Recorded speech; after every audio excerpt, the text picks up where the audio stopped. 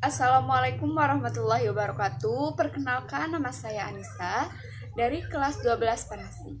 Di sini saya akan sedikit menjelaskan salah satu penyakit dari gangguan jantung, yaitu mengenai aritmia. Langsung saja.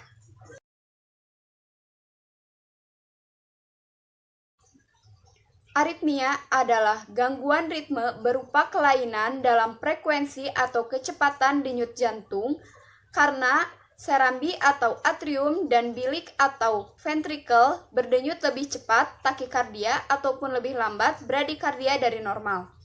Selain itu, dapat juga karena terjadinya kekacauan dalam ritme atau irama denyutan jantung. Misalnya, vibrasi atau flutter, getaran atau fibrilasi, ataupun karena ekstrasistole. Beberapa jenis aritmia. 1. Bradikardia, yaitu kondisi jantung berdetak lebih lambat dari normal.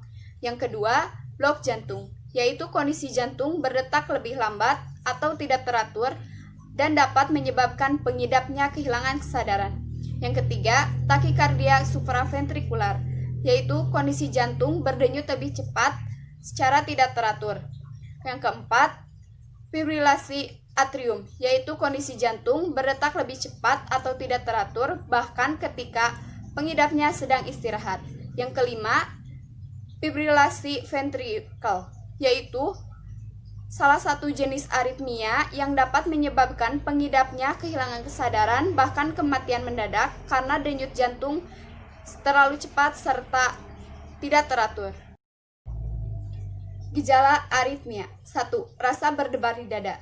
Yang kedua, detak jantung lebih cepat daripada normal atau takikardia ataupun lebih lambat daripada normal, bradikardia. Merasa kelelahan, lemas, pusing, pingsan. Kemudian, rasa sesak dan nyeri di dada. Aduh.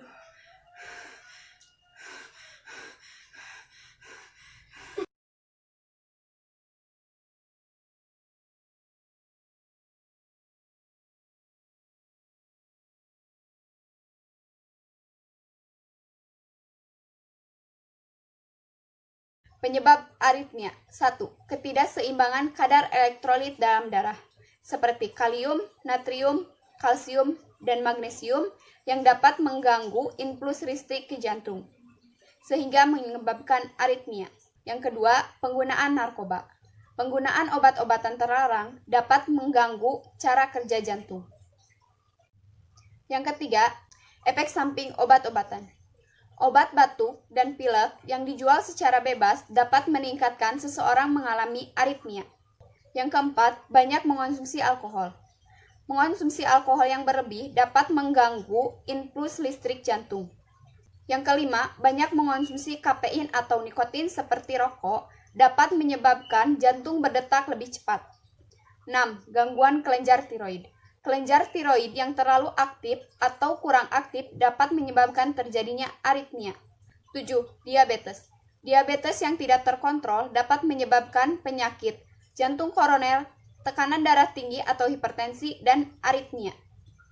Yang ketujuh, hipertensi atau tekanan darah tinggi dapat menyebabkan dinding bilik kiri jantung menebal dan menjadi kaku sehingga aliran listrik ke jantung terganggu. Kedelapan, penyakit jantung koroner, gangguan lain pada jantung atau riwayat operasi jantung. 9. Penyempitan pembuluh darah arteri jantung, serangan jantung, dan kelainan katup jantung, gagal jantung, dan kerusakan jantung lainnya merupakan faktor resiko dan hampir sejenis aritmia. Pencegahan aritmia. 1. Menghindari dan mengurangi stres. 2. Mengonsumsi makanan yang sehat seperti buah dan sayuran. Ketiga, tidak merokok. Keempat, menjaga berat badan ideal.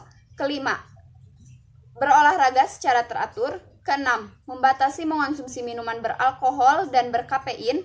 7.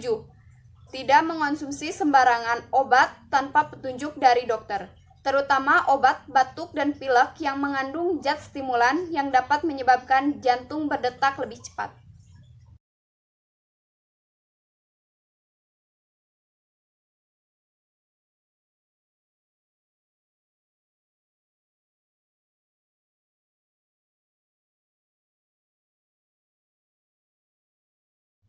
Jenis-jenis obat aritmia dibagi ke dalam 5 golongan.